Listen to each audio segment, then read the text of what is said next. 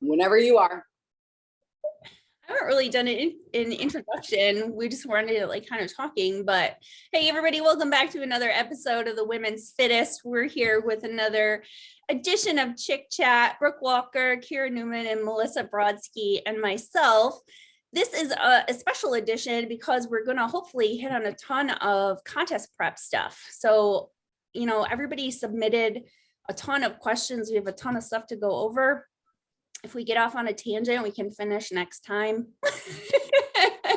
Not super concerned about it. I wanted to mention two things. One, if you love the podcast, please go to Apple and scroll down and hit a review. A 5-star review is all the way to the right. If you see 1 star came up, you accidentally hit 1 star, you can just go to 5-star and undo that. It's not a big deal. Leave a review. Written review is really awesome. If you love what we're doing, if you love the guests, if you think that, I'm not Joe Rogan or anything, but I'm doing my best to help promote the women of the NPC and the IFBB and help women all over the place with health and fitness. So your reviews are coveted. I don't think anyone has left one since October, and the show is really been growing, but one review can just skyrocket us, one written review. So even if it's you guys going, I love being on the show, I think it's great what Deb's doing, whatever. So that would be super awesome. The second thing, let's see, what was I going to say? Oh, I don't remember. So we'll just, I have like a second order of business. Oh, you know what? I want to keep the podcast going. And we did, we weren't able to meet last week, but I think we'll do a Chick Chat regardless of who can show up. And if we have a specific topic, we'll just talk, because Kira and I ended up talking, and I probably could have recorded it and had something going. And like when Melissa and I talked about getting this started, I said, as long as we've got people talking, it's Chick Chat, right? It doesn't have to be about anything specific. I think it helps everybody get into the mind and the brain, and if you want to, of the competitor or the athlete or the retired athlete, if you are me and Kira. So contest prep, you guys. So some of the questions were, I have to laugh at some of these, but so dealing with fatigue, tips on injectables, like from some guy, which is like, yeah, we're going to talk about that. Getting rid of back fat and belly fat. How do you use calorie restriction or specific macros for fat loss? If you have a sweet tooth, somebody said she had a sweet tooth, for chocolate and combating cravings. So like we have so many things. What is one of the things that you guys wanted to specifically talk about? I mean, those are all great. I got a few also. One, feeling confident and natural with posing. Mm-hmm. Someone asked about the differences between contest prep from the 80s for each decade till now. I don't have much to say on that, but you guys might know more history than I do. Yeah, sweet tooth. Yeah. So, I think I kind of wanted to start with, I think there's a lot of people talking about first time prep, and I know we all did a lot of things wrong probably first prep, because you're just kind of getting your feet wet and deciding, like, I'm going to give this a shot. So like, Brooke, what was your first competition prep like? So I was kind of opposite. My first prep was actually like the easiest for me, because I think I went into it realistically, like, not to say that I didn't want to be competitive. I did. I wanted to go in and do well, but in the same sense, I didn't really know what I was setting myself up for either. So I was all about the journey and going in and seeing what the show was going to be like and the experience. So I put no pressure on myself. My first show was in 2012, the Ronnie Coleman Classic, and I competed in bikini. And, it was a big show, but I think I was kind of oblivious to kind of what all was going on. So I just went in there, no pressure. And that's kind of how I felt with my prep. I did my entire prep on my own at that point. So I don't know, going into it, I didn't know if I was doing anything right or wrong because I was just doing it on my own, and kind of like I used YouTube as a guide for posing at that point. And I went in there and I had like the time of my life, and I enjoyed that show. And I met a ton of great girls that I actually still keep in touch with to this day. But after that show, that's when I actually put pressure on myself. You know what I mean? Because then I set the bar a little bit higher. I had higher expectations for myself. So the first one was easy. And that's what I always tell people, like, obviously push yourself and challenge yourself and want to be competitive, but go in there and have fun. If you are prepping and you're dieting down for 16, 20 weeks, whatever, and you're miserable the whole time and you're so consumed with only winning, I think that's going to kind of like deter you from all the other things that can bring you joy from competing. If that makes sense. You know, you can't control, like everybody wants to know, like, what about if this happens? And they want to know everything to try to be prepared. And I know none of you have children, but I feel like it's kind of like that. Like, no matter how many childbirth stories you hear, it won't compare to what yours is like. It'll be individual, and you just can't prepare yourself for it. So, you know, control the variables that you can, like you said, Brooke.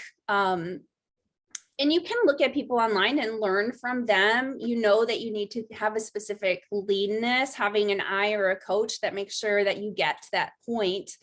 And then reaching out to somebody with posing, I think is really important. But you know, you kind of have to just go in there sort of blindly and just, you know what, I'm gonna do the best I can, trust that expediters and promoters are going to help me, which they do a great job of doing. So yeah, not trying to control all the variables show day that you just don't know what's going to happen for sure.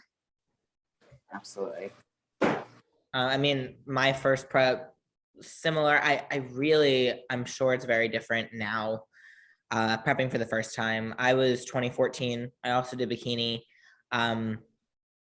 I was really excited. I remember getting butterflies every time my coach like changed the plans.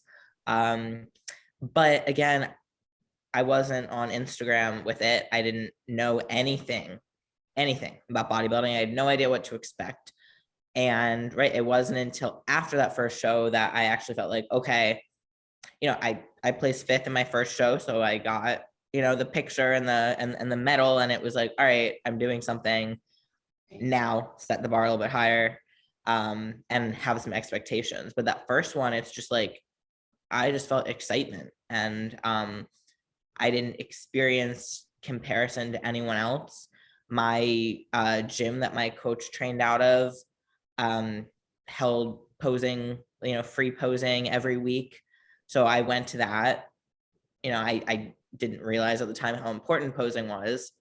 My bikini posing was not fantastic, but you know, I got up there, and yeah, I mean, I really think like first prep is about figuring out your, like, what parts you enjoy, what parts are difficult for you, and where your focus needs to be. Because some, you know, some aspects of it just, it's like, okay, this is easy, this I can do. And other aspects are more of a struggle. Like, I know for myself, training, love it. That's easy. The food, that some preps harder than others. And then the posing, I'm now, after years of doing this, I'm learning to enjoy it, you know, and practice it. So I think it's different for everybody. Kira, what was your first experience? This was, you were doing bodybuilding, right? What year was that you did your first show? Oh, you're gonna age me here. Like 2000, maybe like 2004, I think, because I was at Ball State, and they have a show every year, and that's how I got started. And I did it. I didn't know what I was doing. I had to look up stuff like on like bodybuilding.com, and that was like the extent to it because there wasn't social media. I think maybe MySpace, whoop whoop, MySpace. But you know, Blackberries and MySpace. But I think so I was like, oh, and then I went on spring break. I forgot. So I was like, okay, I didn't really officially do a contest prep diet. It was more like I lost body fat and I got like, you know, fit, but I wasn't like ripped or anything. I remember, oh my gosh, these poses that I did, I can like visually remember it. Horrible. But I went and got my hair done. It was like a comb over with some curls on the top. And I thought it was cute. I was like, holy prom. And then I don't even think I put on makeup. So I was like half done up. It was weird. I didn't know better. So yeah, I did my own thing. I watched this video on how to pose. It was fun and it was a good learning experience, and it got me to work out. So like after I'd taken a hiatus from like the gym and everything, from sports, so it got me back into the gym. But it was an interesting prep because yeah, I didn't know what the heck I was doing, but it was fun. But then when I actually did an NPC show, that's when I followed a diet that like damn near killed me, because it was like a cookie cutter diet. Didn't know any better. You know, did a huge show. I did one figure show. But yeah, and I tripped in my heels on stage. So I was like, maybe I should do something different. Plus I wanted to be bigger. So then that's when I got into bodybuilding, and then from there went on. So learning experience all the way around. Yeah. I started to get ready after, I would think I was lifting for about a year and a half, and I decided that I was going to do a show. I had started following, like, I remember watching like Sean Ray, Kevin Levrone, and I just loved the men's posing. I thought it was so beautiful. And I knew like I would never be in women's bodybuilding, but it was in 2012 when they introduced women's physique. And so I decided I was going to try to get ready. And then I was getting close to, I don't even remember how close I was to like maybe doing a show. And I asked one of the judges at my gym if I was big enough for women's physique, and he just said no. And I was like, okay, back to the drawing board I go. And then I lifted and sort of bulked up for about 9 more months. And you know, at the beginning, you kind of grow really quickly. I think I put on about 5 pounds more of muscle during that time. And then I ended up dieting for the show. And it was really easy. It was a really great experience. I think I dieted for like 10 weeks and lost like 10 or 12 pounds during that time. And it was a small local show that I was lean enough. I just remember like, I just don't want anything jiggling. Like when I go on stage, you know, like I didn't have shredded glutes or anything, but I looked good. And I mean, for me, I think this is part of the reason why I did 2 more shows afterwards. I didn't do better, that I attempted another prep in 2017, but nothing could top the experience of my first time, because like Anna was in the audience cheering. She had like a big sign. I could see her from stage. The MC was like, what does her sign say? And he was like, it was just the best experience. And I did end up winning. And I was like, I can't top this. Even if I top my physique, I can't top this experience because of having my daughter there. So it was just like, I think that was just kind of the end of my, I was like, I don't really know where I'm going to go with this. But like Melissa, like you said, the training is what I love and I've always loved. And it helped me understand, like, I love posing. I love the sport. I love training. Dieting is really the hard part for me. And I just don't love the lean and the bulk and the lean and the bulk. So it just teaches you about yourself, and it's a challenge. And I think, if you put a lot into it, that first experience can be really great if you put a certain level of commitment into it, not just like, it definitely wasn't a whim. I mean, I trained 3 years before I stepped on stage. So yeah. So let's talk a little bit about, somebody said dealing with fatigue, and I think that's like, it's inevitable. What are some of the things that you guys think about when you think like the worst times? What do you do to get through them? I try to keep myself busy. I think like an idle mind is like the devil's playground. So that's when you get in trouble. That's when I get in trouble, is when I'm like not doing anything and I'm bored. And when I'm bored, that's when I just want to eat just because I'm not hungry. I'm like, I'm bored. Let's like open up the fridge. Let's like open up the pantry, see what I got in here, and I'll eat anything and everything. So obviously whenever you're prepping for a show, that's not an option, dieting is huge. So whenever I'm getting really fatigued or exhausted, I just try to stay as busy as I possibly can. A lot of times what I do is I'll go shopping. I know that's crazy, but like I have to go somewhere and shop, whether it's like Target. I'll walk around Walmart. I mean, it doesn't matter. I'll just keep myself busy. That way I'm like, okay, I've been here for 3 hours, now I can go eat. I think just distracting yourself and keeping yourself busy is good. I've made like notes in the past about just kind of things that are like household chores or things that I need to get caught up on that maybe I actually would put on the back burner because I'm so consumed with dieting and I'm exhausted. And it is kind of crazy how obsessive you become. You're thinking of like your next meal, you're constantly thinking of food, So I try to distract myself and think about things that need to get done, whether it's around the house or cleaning my car, whatever the case may be, just writing myself out a little checklist. And then I try to get those things done. And it's a distraction that helps me at least. So I don't know what everybody else does, but that's kind of my distraction. Shopping, clean my vehicle, run errands, fold laundry, whatever it is. Do you guys feel like there's like a point where the fatigue really sets in? Because I feel like you shouldn't be fatigued from the get-go. If you're looking at a 16 to 20 week prep, I've seen people make a lot of mistakes where they're like immediately pulling out carbs, or their coach does. And it's just like, I mean, depending on it's variable to each person, right? But you shouldn't be at no carbs at the very beginning of your prep or whatever, unless this is like, a keto diet or whatever they're doing. But when do you hit that wall? I mean, I'd say maybe like, depending on how long your prep is, like 4 to 6 weeks out, is when it really starts to get tough, especially if, if you have a little bit extra fat to lose than you thought you would at that point. You get more cardio. I like to get my cardio out of the way in the morning, so it doesn't feel like part of, it wakes me up for the day, but it doesn't feel like part of my day. Because, if you do it during the day, I feel like that's so much more tiring. But yeah, I mean, that's when it's like,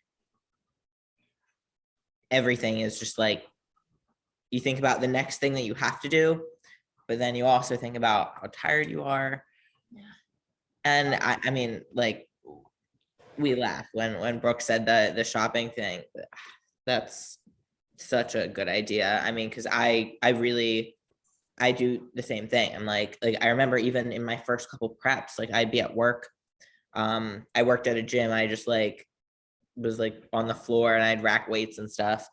And I remember I would be like, okay, 45 minutes to my next meal. I would just walk in circles around the gym.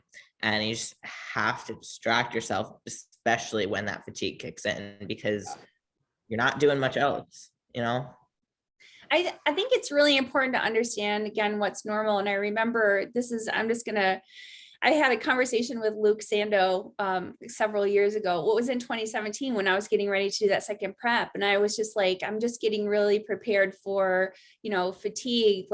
And he said to me, he goes, you shouldn't have to be tired all the time. So just know that you can manage variables, be it with your diet or, pulling back a little bit on your training volume. Like, you just shouldn't feel dead in the water from the very beginning. He's like, I get it. Like Melissa, what you said, 6 weeks out, 4 weeks out. But a lot of times you clean up your diet, and if things are fueled correctly and you have the correct dose of training prescribed for you and you can adjust that, you can really be feeling like a well-oiled machine and things just run. So if you're super fatigued, you might want to look at some of those variables. How is your sleep? How is your stress? Is training volume too high? Are you doing too many sets to failure all the time that you're just, central nervous system can't keep up. So those are things to talk to a coach about, or just to be able to, listen to biofeedback for, what you're doing and reevaluate what you're expecting of yourself and doing during this time and how much time you have left. That's what.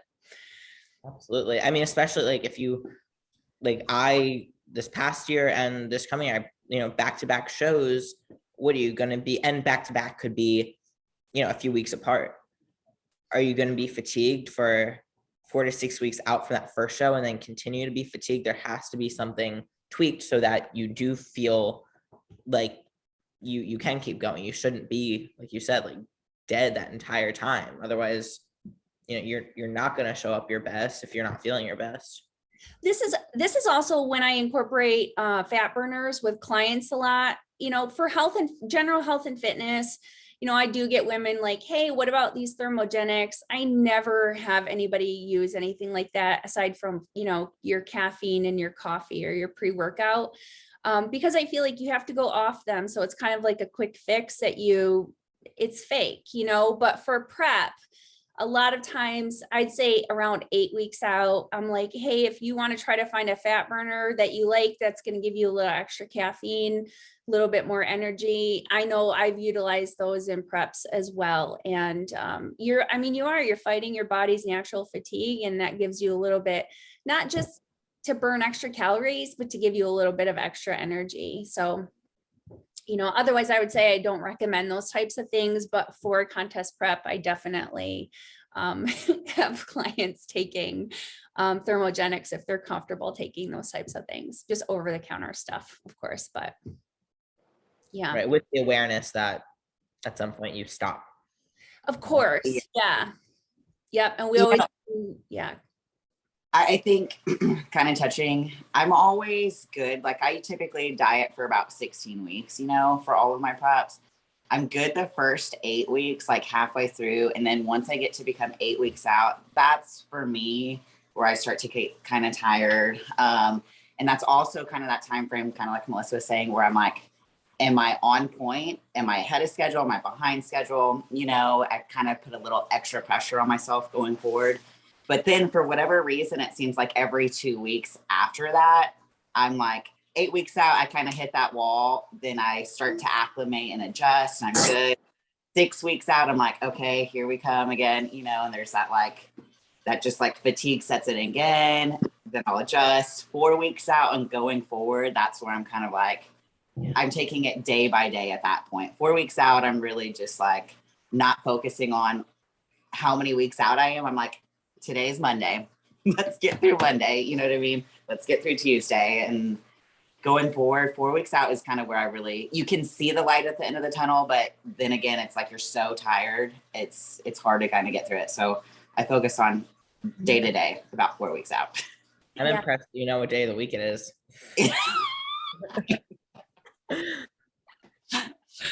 Oh my word. All right. So what do you do to curb, like some girl was saying she has a sweet tooth for chocolate and combating cravings. I just want to say, isn't it funny the things you crave during prep is food you wouldn't even eat otherwise?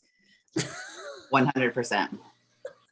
I'm always like, I'm pregnant with something because I'm like, why am I craving this? I would never eat it. And yeah, it's stupid stuff. And I'm like, I don't even chew the shit out of some gum, that's for sure. Yes. Well, that's a great tip right there. I think we probably all go through. You have to be careful because that stuff can do a little number on your digestive system. If you chew this gum, you end up getting diarrhea or whatever. But definitely with the sugarless gum. I do a lot of gum, and I'm drinking a Celsius right now, right? So I drink a Celsius all the time, but I think that's kind of person dependent. That helps me. It does kind of make my stomach upset every once in a while. So I understand that. And I do, like, the closer I get to a show, I do start to kind of try to cut those out.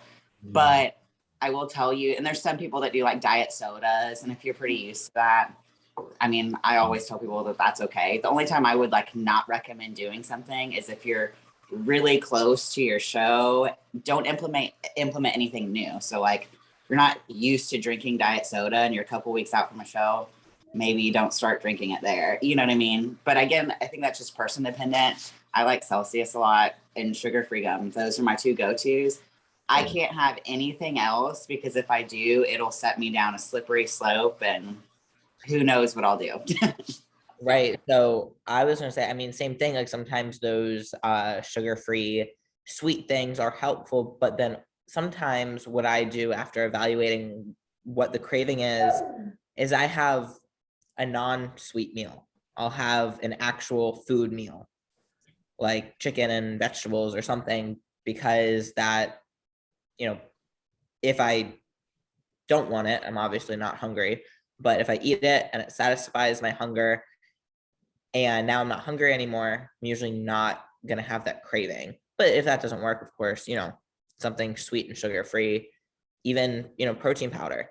But I do find that sometimes when I do, you know, stevia sweetened coffee or something, it makes those cravings worse. You know, I want more. And then I'll have, you know, a second diet soda, sometimes a third diet soda. And then, you know, before you know it, you go through a whole 2 liter.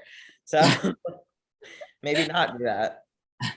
I do like hot and cold beverages. I know every contest prep I've done, I'm like coffee all the time. Like I'll do, iced coffee, or I'll do hot coffee. And I always have tea at night before I go to bed, anytime I've ever done a prep. So yeah, hot and cold beverages tend to make you feel full. I feel like sometimes having your next meal, if you're within reach of it, might, you know, you don't want to end up short at the end of the day, but sometimes it's better just to eat that meal if you're hungry. So I also think, like, I think time, like, I think the biggest thing, if you have a craving, those cravings typically go away because you learn to refocus on other things. So I think another thing to think about too is, like, you're going to have cravings probably at the beginning because you're not used to this or whatever. Yeah. Give it time and really it'll get easier. Those cravings will subside a little bit more. You know, and I think another, you know, everybody's always like, oh, why do you do this? Or I couldn't do the diet, or I can do that. I'm like, actually, if you try it and just give it a couple weeks and just get into the routine,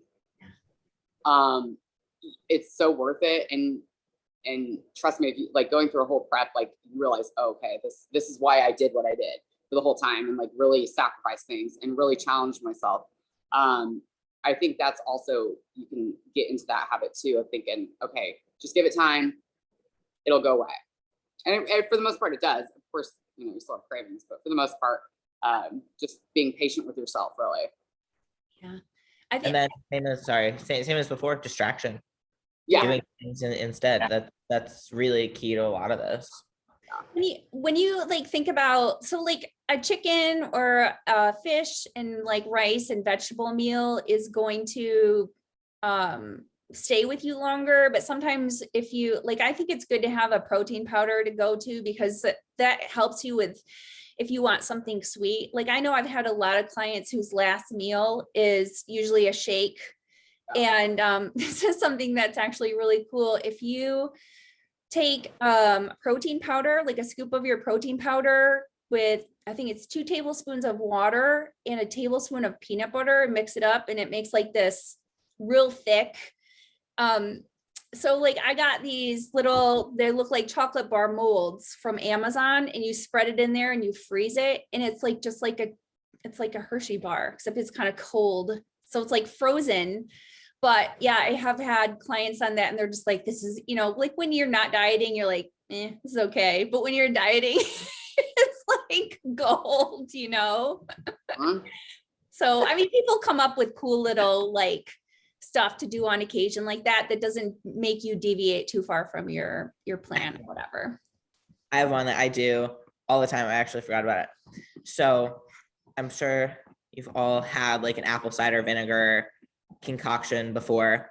I really like to do apple cider vinegar, lemon juice, stevia or Splenda, some cayenne, some cinnamon, and either water or, you know, maybe like a lemon lime Gatorade Zero, just something. And I've even BCAAs, Like, I know it sounds so weird, but the apple cider vinegar gives it like a really good, like tart taste. And then, I mean, I'll even put a little bit of, I think it's guar gum is good for frozen stuff, and ice, and I'll blend it. And you have an icy. Or you could even do like, those 5-calorie drink packets. Mhm. You can do that, blend it with ice and water, and then you have a slushy. Like, I do that stuff all the time in prep. Yeah, essential amino acid slushies are awesome too. So yeah, those are good things to have, Feels especially, like a whole extra meal. yeah, for sure. Definitely. So this girl said, how do you combat if you're feeling good enough, feeling you're good enough every time you look at your competition? Stop looking at competition. Right. Stop.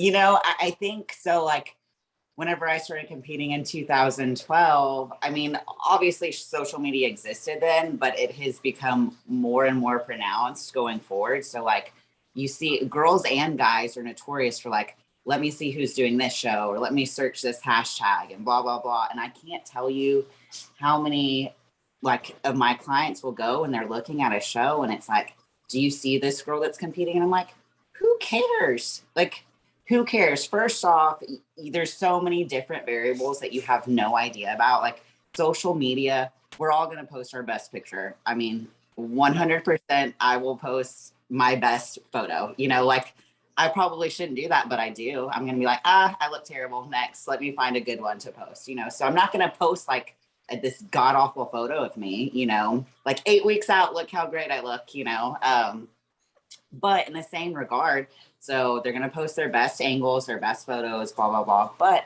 there's also so many other factors. Who knows how long this individual's even been competing? How does she have years and years of training in addition to cardio or whatever the case may be? She might just be leaps and bounds ahead of you. And that's okay. There's nothing wrong with that. But at the end of the day, I'm always like, you're your own person. So all you need to focus on is what's in your control. So focus on what you can do to do better. And if you're stressed out about who's competing against you, all you're going to do is make yourself look worse. You know what I mean? And give somebody else another advantage of beating you. Like we all have like idols that we look up to and we're like, oh, they look fantastic. But I think at the end of the day, I can't be concerned with who looks better than me. I have to focus on myself, and how good I can look and what I can do to control, or what's in my control to look my absolute best at that given day. Yeah, I was just talking to someone the other day or yesterday, and I said, if you're looking at other people, is that going to change what you're doing? Are you going to suddenly start working harder, or are you going to suddenly give up? No. So why does it matter? Yeah.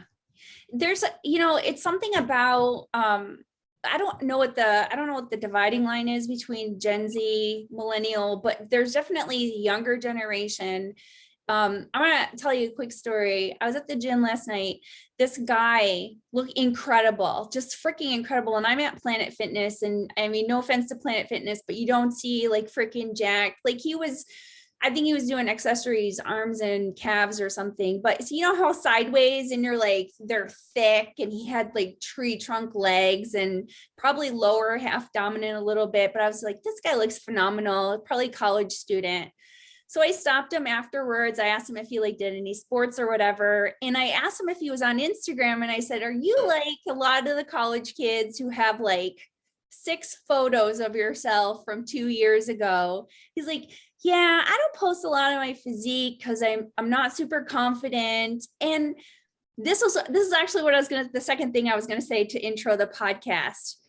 I hate that generation thinks they're not good enough to post their pictures on Instagram because they're so scared of being criticized. When I got on Instagram in 2013, I started posting pictures from the very beginning because this was going to be my fitness journey. And I didn't look fantastic, and I wanted to see my progress.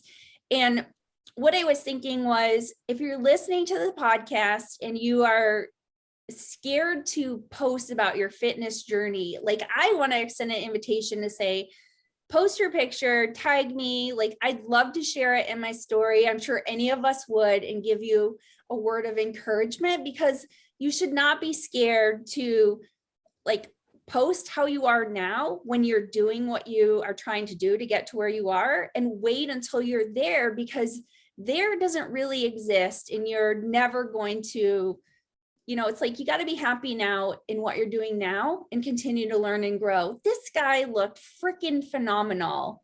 And I just was like, you should be inspiring people. Like, his account was private. I had to request him. I'm just like, so unprivatize your accounts, post your stuff. I would guess, like, tag any of us and we'll all share in our stories and give you a word of encouragement, because it's good to have that support. And it makes me sad to think that you're so fearful of being criticized that you're not willing to put yourself out there at all. Like, don't do that.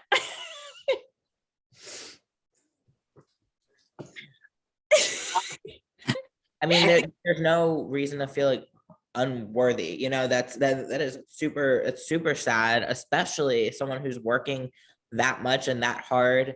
Yeah. And like you said, he's never going to be satisfied. He's never going to get there. So, you know, why not? Like, there's just you're never going to be unworthy. Yeah. Never.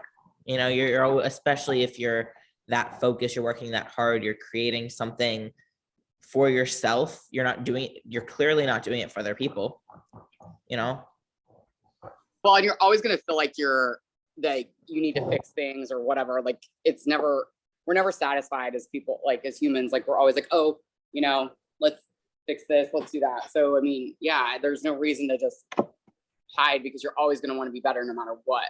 So there's never, that's the point of it. Like, you're supposed to want to always do better, and that's how you progress. But yeah.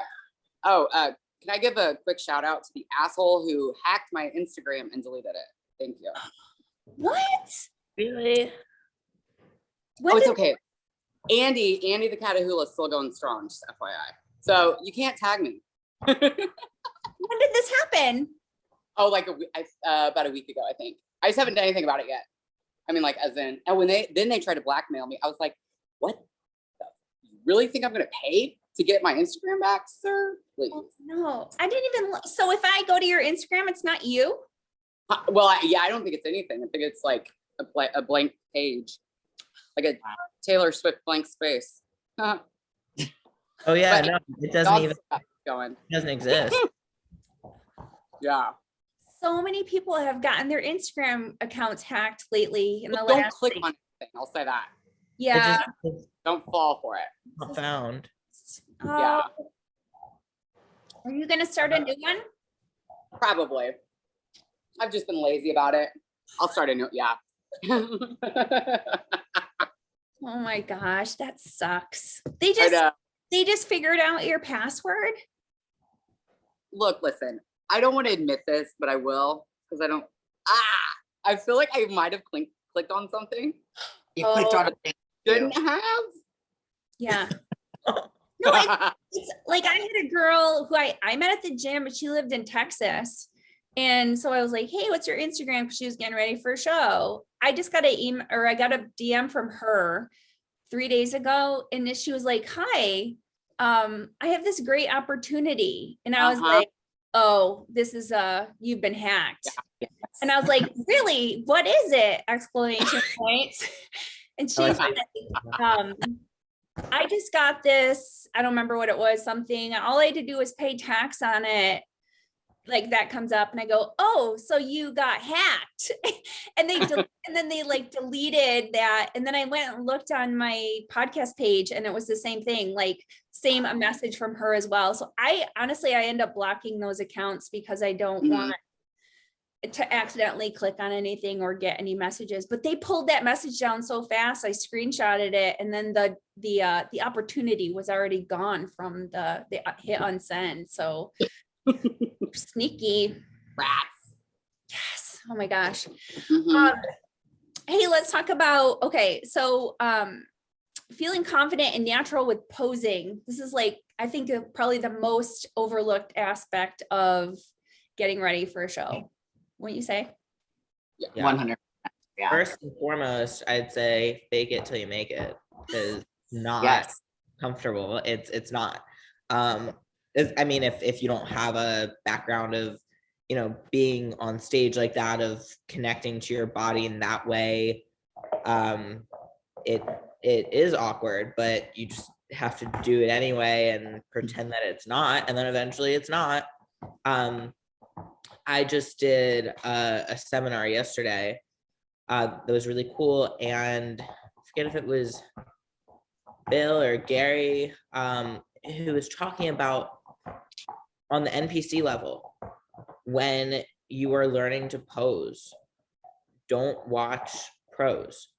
I mean, watch the mandatories and things like that, but for routines, you don't have time like they do on the pro level. So, you know, there's no sense in learning these whole routines when you're going up, you're showing front, side, back, side, maybe. And, you know, just get comfortable flowing from those simple poses and showing your best. And then another really good tip that they gave yesterday was pose for your category. You know, people get up there and do their routines, you know, figure girls hitting lat spreads, like, you know, like that. That doesn't do anything for you. If anything, it takes away from the time that you have to show what you can bring to your division. So just really practicing the things that flatter your physique according to your division. Yeah, I see a lot of pro figure girls do that, but it's like, you know, if somebody asks that, it's like, they can do that because they're pros. They can, you know, they're at the top of their game. So it's like, don't worry about what they're doing.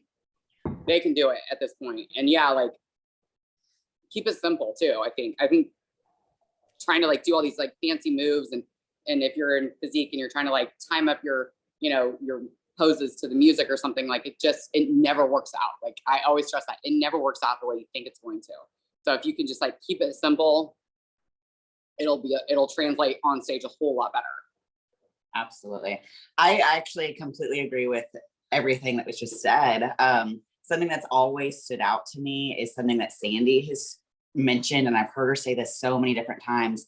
And it's true, you know, you see people on stage and they hit so many different poses. Like, instead of hit a pose that is very, very good for you, hit it and stick it. The more you kind of move, the more poses that you hit, the more that the judges are going to be able to see flaws. You know what I mean? So just because you see one person going up there and they're hitting all sorts of different poses doesn't mean you need to go and do the same thing. You know, if you're hitting a handful of poses that are really good, dominant poses for you, well, that's all you need to do, you know?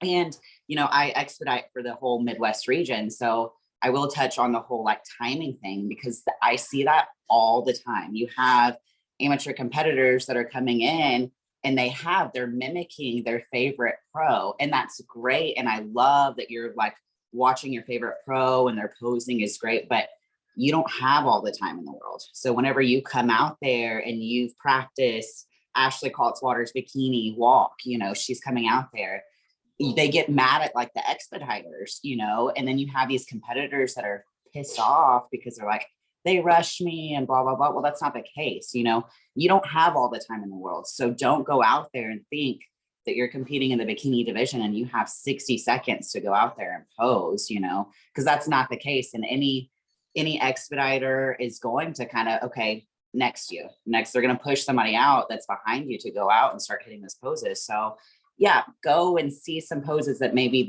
your favorite pro is hitting, and you can mimic maybe that particular pose if it's fitting for your physique, but don't go out there and expect to pose for 60 seconds, 2 minutes, you know, because that's not going to happen. Then you're going to be upset about the judges, the expediters, the promoters, and it's nobody's fault except your own. So do your due diligence, do your homework. If you decide to hire a coach, make sure your coach knows that too. And here's the thing, if they don't know it, you can go on to NPC News Online and you can see the judging criteria, how long you're supposed to be on stage. So it's nobody's fault but your own. And if you're planning to go on to the pro level, the national level, they're going to move you quick. You know what I mean? They got tons and tons of athletes to go through. So like maybe at a smaller show, they might be a little bit more flex. They'll give you a little bit more stage time. But if you go on to the national level, they're going to move you so quick. Then you're going to be ticked off again. And it's somebody else's fault, except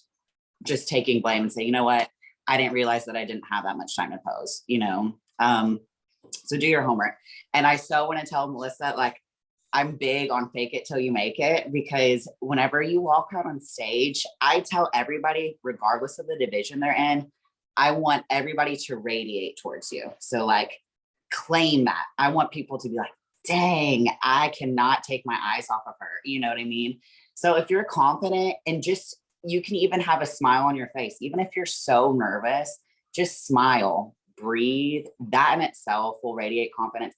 Chest up, shoulders up, regardless of the division you're in. If you're walking out and you're kind of slumping down, chin dropped, you're not really smiling, you know, that portrays that you're not very confident in yourself. Even if you're not the best physique on that stage, go out there and own it. Have fun, smile, act like you're the best, act like you're in your zone. That in itself makes a huge, huge difference. Yeah, and posing when you're on the line, you know, when you're not up but you're on the line, hold a pose, even if you weren't in the call out or the position that you wanted to be. They were just saying yesterday, you know, these are the head judges in the IFBB and the NPC. They were saying, we're still looking at you. If someone who was in a higher position than you is slouching and you're holding that pose and you look great, we might call you back up. You might end up back in that first call out. You don't know. So, you know, don't give up, especially on that posing during the show. You know, act like you have that confidence the whole time, regardless of where they put you. Yeah. And I would say too, like when you're on that line, you still have to always act like you're the only one on stage. I think one of the worst things you can do is watch the other girls. I would just be looking at a judge, seeing if you can make eye contact with somebody, smiling at people in the audience while you're holding your pose, because when you start watching the other competitors, your face shows what you're thinking, like that person looks better than me, or, oh my goodness, what, you know, whatever it is, it really distracts from you being center. And then my advice would be, something that I always did was I was always posing, regardless of if I was getting ready for a show. If it was like, I would spend three days probably every week, like 5-10 minutes at minimum after a training session. And I would go and just freestyle pose and play music and learn how to do transitions and maybe go through some mandatories. But I think it's important to pose at every stage of your you know, prep, off season or whatever, because, you know, your body looks different when you have higher levels of body fat. Posing needs to be adjusted as you lean out. It's always about finding how you look best, like you all said, in these specific poses. And so pick a few and really, really nail them, because, you know, I mean, I've even had like, it kind of sucks, but it's funny because you meet people in person and they're like, oh, like you're not as big, or you're not like, and it's like, yeah. And this is probably why I'm pretty good at selfies, is because I know how to pose myself, you know? So, you know, that's a talent that translates into your posing. If you can take a good selfie, you know, your angles, it's going to help you a ton on stage, because I've seen so many girls who, it's not necessarily that somebody could have gotten a better spot, but I think somebody could have looked better, you know, whether their placing moved or whatever, they could have looked better. And I see it on the pro level, even sometimes, you know, Anna and I watch the Olympia and I'm like this girl is stumbling all over her heels. Like, you're a pro at the Olympia. There's no excuse for you not to be like, you know, be great with posing at this point, because you should be practicing it. And the heels is the hardest. And I tell anybody who's doing heels, these have to be an extension of your leg, and you should be cooking in your kitchen wearing heels and walking around, because the biggest mistake I see is people, they don't know how to walk in them. They take too long of strides. And this is when accidents happen and you trip and fall, or you're just very stumbly. So it's an element that's like, I mean, when that judge told me I was too small for women's physique and like, why don't you do figure? And I was like, oh, hell no. Like, I'm not doing the heels. So Melissa, we all bow to you with your heel. Well, you say that, but I feel like I might have told you this. I had a friend of mine. She was a women's bodybuilder in the 80s, and no one has ever critiqued my walk before, but my friend Tanya, I was talking to her and she said to me, you looked great at your shows this year, but the heels. And I said, what do you mean? She said, you can't walk. I said, thank you. I said, literally not one person has said that to me. And, I know that, my posing looked good on stage, but I faked it. I know I didn't practice enough. Now I'm practicing, I'm 26 weeks out. I'm practicing a lot more. I'm learning, new stuff, and I'm practicing my walk. I didn't practice my walk at all before. I just practiced poses when I did. And that's a really difficult part. And then when I started like focusing on it, I was like, she's right. Like, I don't know what I'm doing with this walk. Before I was just, I was walking chest up, shoulders back. But I wasn't paying attention to my hips and to, one foot in front of the other, all those things. And it is hard. So thank you. But, I have work to do on it as well. Yeah. There was a friend of mine, so IFBB pro Linda Crosley, she doesn't really compete as much anymore. She just had a baby, but I remember watching, I'd never seen her on stage before, and she walked out and it was like juicy. She just was like doing the whole thing. And I was just like, I cannot, like, it was sexy as hell. And I was just like, this girl is owning this shit. And it was amazing. And I thought everybody needs to, like, you need to be teaching people how to walk in these heels, because I'm mesmerized. I think a lot of time posing is just overlooked in general, but I will always tell somebody that's looking to compete to go and watch a show, because you'll have people, I have people that have come to me and they want to compete, and that's great, but they've never even been to a bodybuilding show ever. So I've always recommend go do that first, and regardless of the division, what's pleasing to the eye. So like, you might not be real familiar with that particular division, but if a girl walks out on stage, oh, that looks really good. She looks awesome. And then you can obviously see when somebody's out on stage and you're like, I don't know what they're supposed to be doing, but that doesn't look right. You know what I mean? So I always recommend that just first and foremost. But then second, I think that you kind of touched on this, always pose, whether you're in season, off season. Obviously, we all want to work on our posing when we look good. Like I hate recording myself when I'm like full-fledged off season. I'm like, oh, that doesn't look good. But I do it. I try to stay in that routine. That's just going to make me better whenever I get leaner, and then obviously the closer you kind of get to the show, you can make tweaks to transitions and things like that. But I also think that the walk is huge. Melissa, you're kind of talking about that.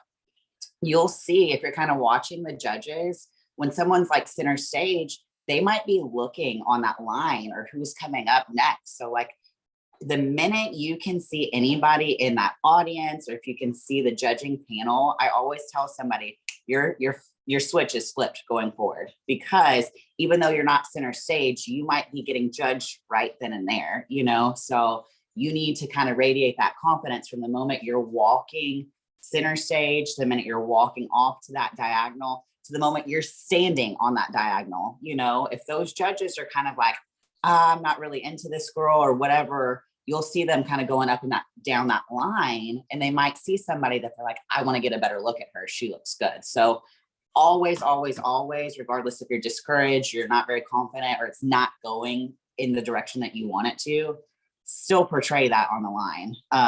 And from the moment you're walking on to the moment that you're walking off stage. Yeah. And another one, like with just being up on stage, sort of with posing, but more of like with that confidence.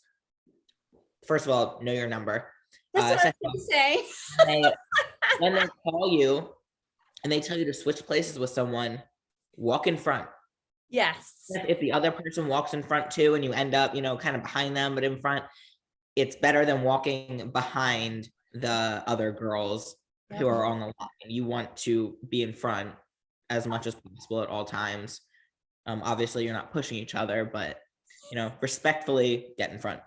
Yeah, I was going to say that about the number because, I've been on the judging panel and it's super annoying. One, when you can't see somebody's number, because they'll disregard somebody if they can't see their number. They'll be like, we'll just pick somebody else.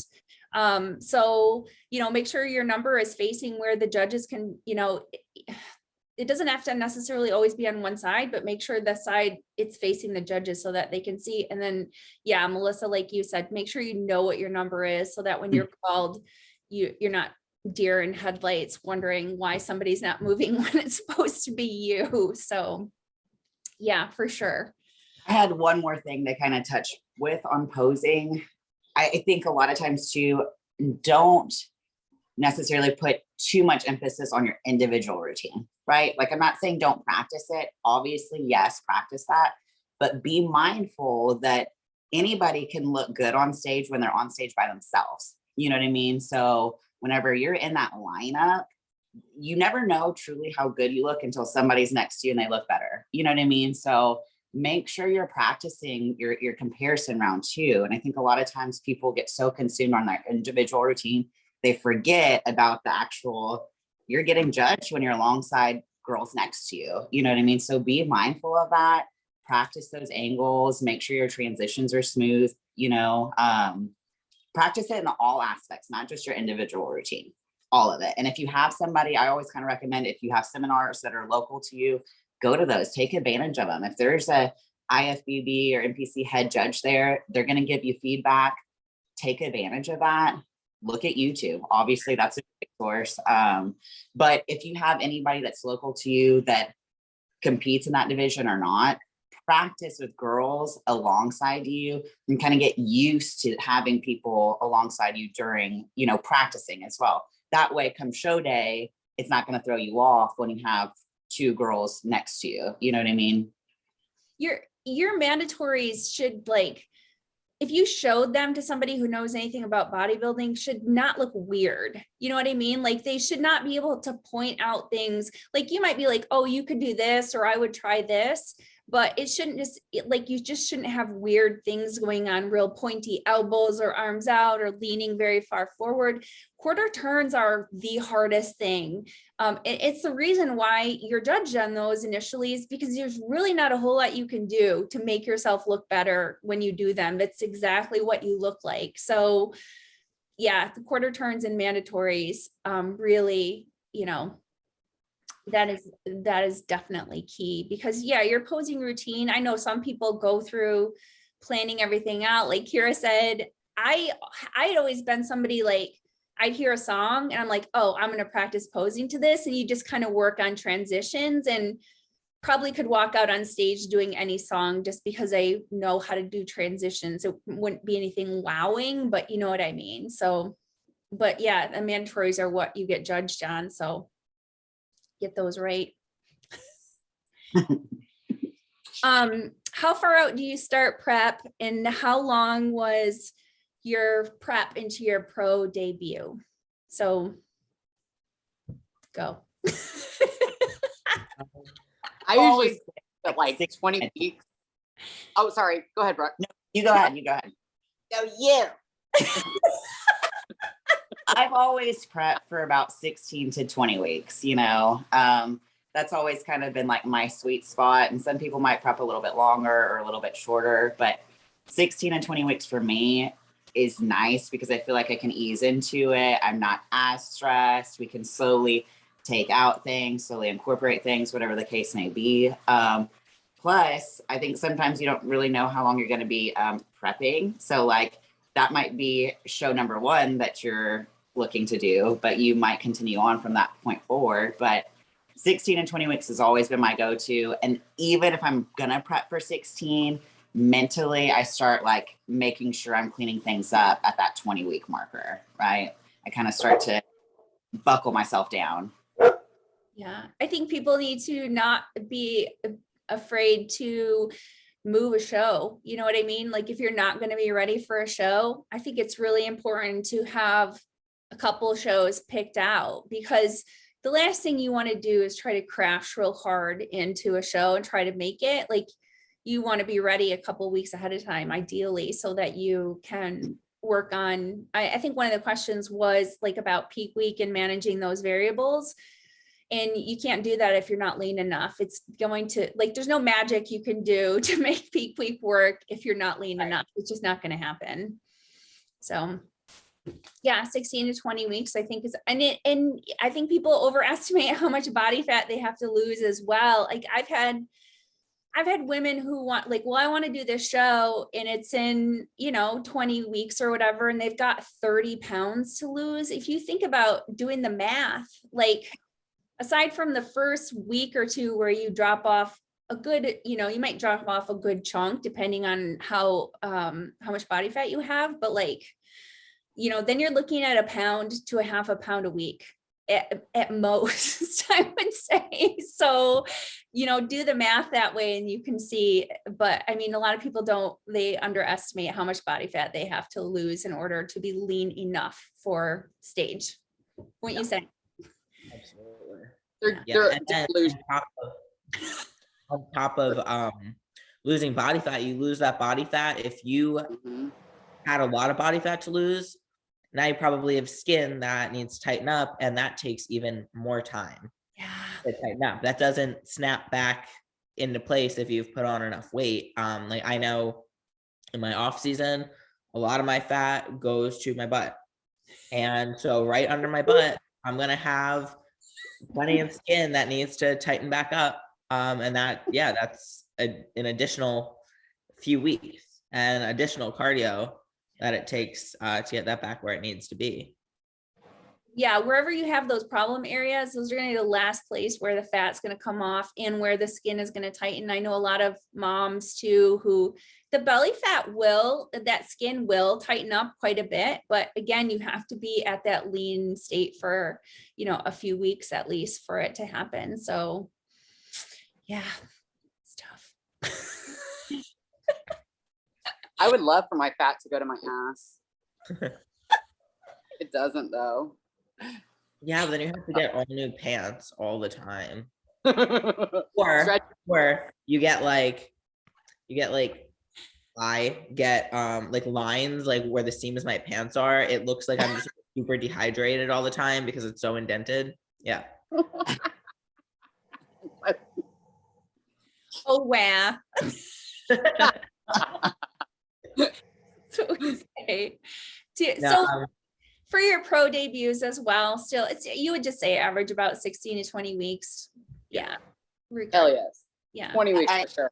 Yeah. And I think it's really important, for people, especially if they're like just kind of going into this lifestyle, to be mindful that, like, if a pro's prepping for their pro debut and it's 16 to 20 weeks out, if you've never really worked out before and you're jumping into this kind of lifestyle, don't say, oh, I want to do a show in 16 and 20 weeks. You know what I mean? So, like, be mindful that most people that have been competing, they have legitimate off seasons. It takes time to grow and develop that muscle. So, like, if you're having somebody help you, don't think that they don't know what they're doing. If they're like, hey, let's just take some time here to build and develop that muscle, and then we can choose a show for you to kind of diet down for, right? Because if you're dieting down for 16 and 20 weeks, like, you might diet down and you might just not have that development, you know what I mean? Because you've never exercised. So just because you have a bicep doesn't mean your biceps developed, you know what I mean? Like,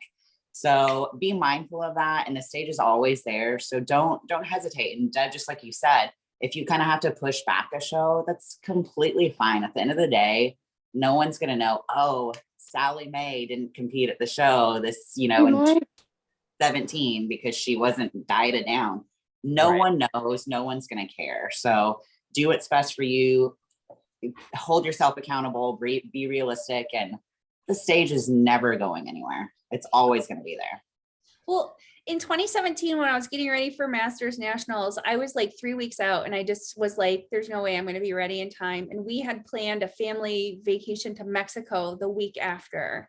And I was like, there's no way I'm going to hold prep through this vacation. So I just was like, this just isn't going to happen. And then, obviously once you get into where you're adding calories back in to try to reverse and go into a diet again, it just doesn't even work. And I was like, this is not going to happen. And then I had tendonitis in both of my elbows at that point. And I just was like, it's not going to happen right now. And that's okay. Nobody has ever said to me, Deb, what happened?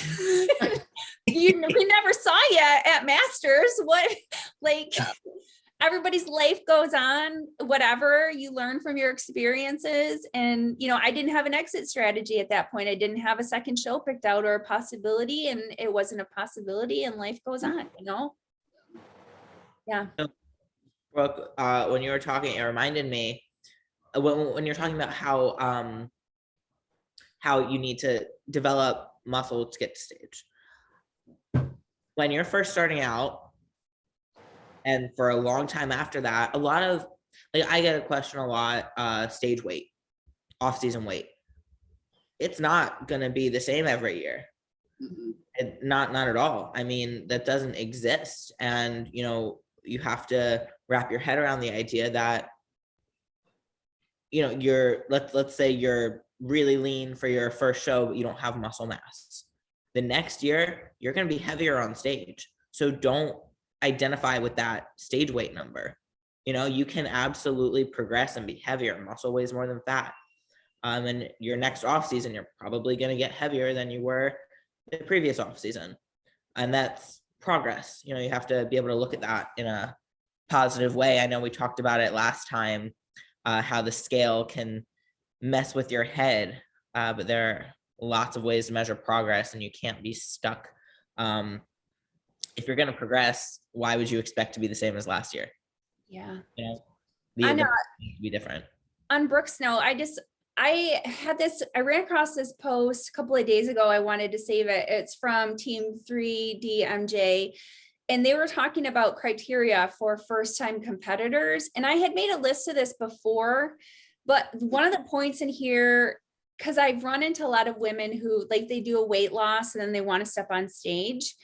And one of the points was 3 years of living the lifestyle. So basically all the habits we have to earn along the way are pretty ingrained and automated. And then at least 2/3 of those 3 years are spent in a non-fat loss phase. And I think that's really important because not that I want to discourage women from doing a bodybuilding competition, but if you've been dieting for 3 years and you lost 100 pounds or 60 pounds, and now you're going to go into a contest prep diet, you're really setting your metabolism, your psyche up for some damage, like some damage. So, it's a bodybuilding competition. You should have had a season where you were trying to build muscle in a surplus before you go into a contest prep diet. My 2 cents. No, that's 100%. Yeah. You can't like go, oh, okay, well, I just lost 100. I mean, you see that a lot too. Great. And I'm not discounting these people, but yes, you did lose. And that's incredible. And I commend you for wanting to get up on stage. However, it's not realistic to think that you're going to do well. It's everybody gets on stage for their own, personal reasons. But a lot of times, like, you'll see the ones that you're like, somebody should have told them that they should not have gotten on stage just yet anyway. And again, I know it's hard because the whole name of the game is being critiqued. So your physique is being critiqued, not your personality, not like Miss Congeniality kind of thing. So it's like, if you get up there after having lost that much weight, I guarantee you're not going to look the way that you're going to look at your best, but yeah, you're probably not going to do very well because it's not going to translate like everybody else's physiques. So yeah, you want to like an optimal first time experience. And I don't think that's going to come from a really step on the gas pedal diet after some really hard dieting for, a year or more's time. So yeah, I think John Jewett had said one time, he was like, when you step on stage, they're not going to care how much you bench pressed, squatted, how much cardio you did. like, they don't care about the backstory of any of that stuff. They're judging what they see in front of you. And so it is very commendable. I'm not, it's inspiring. I see that, but it's not really what a bodybuilding competition is about. So. Right. Yeah. I mean, it's so difficult because I mean, when I talk to people about it, people obviously come up to me and, they're like, oh, I think about, I just got in the gym and think about competing again. We've talked about this where, like, first of all, if you are enjoying training, that is fantastic, but the type of training that you're doing may not be what you need to get on a bodybuilding stage. So understanding that difference. And also, if it's like someone's like, okay, I want to just get up there, I want to get stage shots, things like that, it's a bucket list thing, that's great. It might lead to something more. It might lead to wanting further understanding of what it takes to actually bodybuild in the sport. But the goal of just getting up there to check off a bucket list is different than the goal of competing in the sport. So, at that entry level, it is difficult because you have both. You have people who are fully intending to progress as an athlete, and then you have people who are just like, I look the best I've ever looked, and I want to be in a sparkly bikini up on the stage. So, there's a difference, and it's a big difference, but sometimes you end up in the same spot. Yeah. I think it's important, whenever, because I've had clients in particular, that they have lost an extreme amount of weight, and it has been like a bucket list opportunity or bucket list thing for them to compete. And I'm all for that. But I think it's important that if that's the route that you choose to go, you're realistic about it. You know what I mean? So like, if you have a coach, they're also realistic to you about it.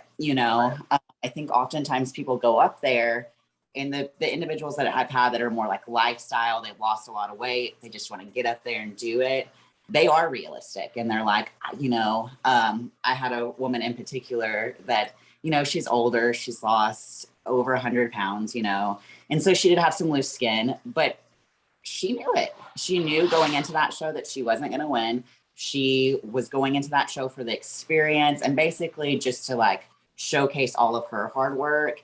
And I think that's great. You know what I mean? But in the other regard, I think you do have people that are not realistic. I know you guys have seen this. It's like one person's going in, they're going to do their first show, they're going to go on to their first national show, they're going to turn pro, and it's like, you can't do that. So you have to be realistic with yourself. If the stage is something that you want to do, you got to understand, like, okay, maybe I've made some improvements, but I'm not quite where I need to be. I need to improve here, here, and here, So I think there's just a fine line. And I think, unfortunately, some people, they might see themselves a little differently than what they truly are, So maybe in that regard, find somebody that is going to be completely and utterly brutally honest with you, and don't always trust everything that everybody's saying on social media. I know you guys have seen it, like someone's posting this rant, they're ticked off because this girl beat them. And you have everybody that's like saying, oh, I don't know what they're looking for and blah, blah, blah. And I'm like, you lost. Like, just because all of these people are telling you that you deserve to win doesn't mean that they know what they're talking about. So find somebody that is going to be very black and white and say, well, this is why you lost. It is a bodybuilding show. So just like you guys said, no one cares about how much you bench press. No one cares what you went through going into that prep. Whoever is the best at the end of the day typically is going to win. So don't get upset if you legitimately lose. And I think we just have a lot of people that sometimes, like I said, they just see themselves a little bit differently than what they truly are. Yeah, and Instagram makes that hard because there's a lot of hype, and everyone is in my experience, everyone within the sport is so nice on Instagram, and it's awesome and it's motivating, but it's not totally truthful. And that's the truth. And something that you said, that it's not exactly contest prep, but on a tangent, I guess a little bit. There are so many people who could be really wonderful at so many things, and, try your hand at bodybuilding, try it. But if it's just, and you may do everything right, you may be the best that you've ever been, you could be shredded, have your posing, maybe you just don't have the shape for what you're doing. Be amazing at something, don't, do it, if it makes you happy. But if it's frustrating and you're not really getting anywhere with it, or you can't stick with it all the way, why not be amazing at something else? Do this train for health. There's no obligation to compete. And I think a lot of people, especially with Instagram, get stuck with the identity of it. They identify as a competitor, and it doesn't bring them joy, but it's what they think other people expect of them. So, yeah, there's no shame. Like I said, I mean, I think I decided a long time ago. It's like, prep is hard for me. I don't respond well afterwards. I don't like dieting that extremely, but I really love training. So you just kind of figure out what, it doesn't mean like, I'm no less of a person because I'm not stepping on stage anymore. Kira retired at a great spot. Like, I think that's very admirable, rather than, trying to do something for maybe somebody else or what you think you should be, rather than deciding what's best for you. Like, that's kind of my thing with people stepping on stage as well. It's like, what are you looking for? You don't need validation from the stage that you did a great job losing a bunch of weight or building muscle. Because like we said before, whether you compete or not, at the end of the day, people aren't going to remember a lot of that stuff. You know what I mean? It's what was important to you, what was meaningful to you, and what you can walk away with without any regrets about. I think that's kind of the takeaway. So get your identity caught up in, anything. We get caught up in labels a lot with stuff like that. So, hey, what is your favorite division? And are you guys, like, did you compete in your favorite division? Like, what do you think about that? Well, I did not start in women's physique. I started in bikini, but I've actually, I love all the divisions. I obviously am a fan of women's physique because that's like where I feel like that's where my home is. So whenever I started transitioning out of bikini, I was going to move on to figure, but I know we kind of like touched about like the heels and things like that. And I can wear heels enough where I can get by, I can fake it. You know what I mean? But women's physique, I just prefer. I love performing, and it's a lot easier for me to perform without heels.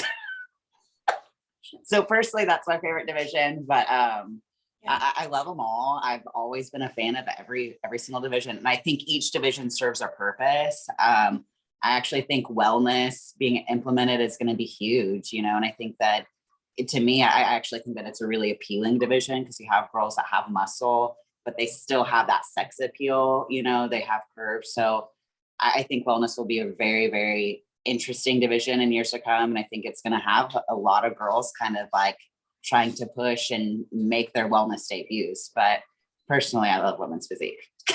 Yeah. I love the wellness division, like just for walking around, like that would be I would love to. Yeah. It just blows my mind. I'm like, how do you have a waist that small and glutes that big and thunder thighs? Like, it's so, I think it just looks incredible. You just look like you're a shit brick house walking around. I love it. I love it. Yeah. I mean, definitely, of course, for me, it's women's physique. But I dabbled in one figure show. And heels were not my thing. I tripped. So yeah, but bodybuilding and then physique, it wasn't a huge difference. It was just mainly like the posing. At least personally for me, like I didn't have to get bigger or smaller or anything. And being an ex-gymnast, and I also attribute it to being the only girl in a family of with three brothers. I love being the center of attention. So it's like totally fine for me to like get up on stage and perform. And I liked having that time on stage too. So of course, I'm partial to women's physique. But yeah, the wellness division, like, damn, if I came out of retirement I would try to play it. Shut up. I'm not coming out every time. Let's be clear. Alyssa, are you in your favorite? I love figure because of the the femininity combined with the muscle mass and everything. I really think it's beautiful. As I've learned more about the sport, since I went into the sport knowing nothing, like I'm just now learning some history and things like that. There's so much I appreciate about all the divisions, but the posing for the more muscular divisions, like physique, bodybuilding, men's classic and up. I really, my favorite part of the body is that upper back when when the arms are up, not the lat spread, but all those little muscles. Though. Yeah, like rear biceps, all of that. I think it's so beautiful. So I really like to visually, I like the divisions that show, those parts of the body. Where you can really watch, it's like a moving sculpture. Yeah. It's such a beautiful sport. Obviously, fitness, I think watching a routine like from Oksana almost brings tears to your eyes because it's so fantastic. Like she just tells this amazing story. I don't know if you guys get like all the feels watching some of these fitness girls, but it's just phenomenal. And knowing like what we talked about at the very beginning about combating fatigue, and they're, I always say it's like 2 minutes of fighting for your life with the tricks that they're doing, like freaking circus performers with 5% or less body fat is really, really incredible. So a lot of respect for that. I love the bikini division just because they're always so pretty, cute, it's like anybody would want to look like that. You know what I mean? So, and then figure is so beautiful. It just, yeah, like who can walk in heels like that? It's like just crazy to me. So yeah, they're awesome. Since you say not me. I mean,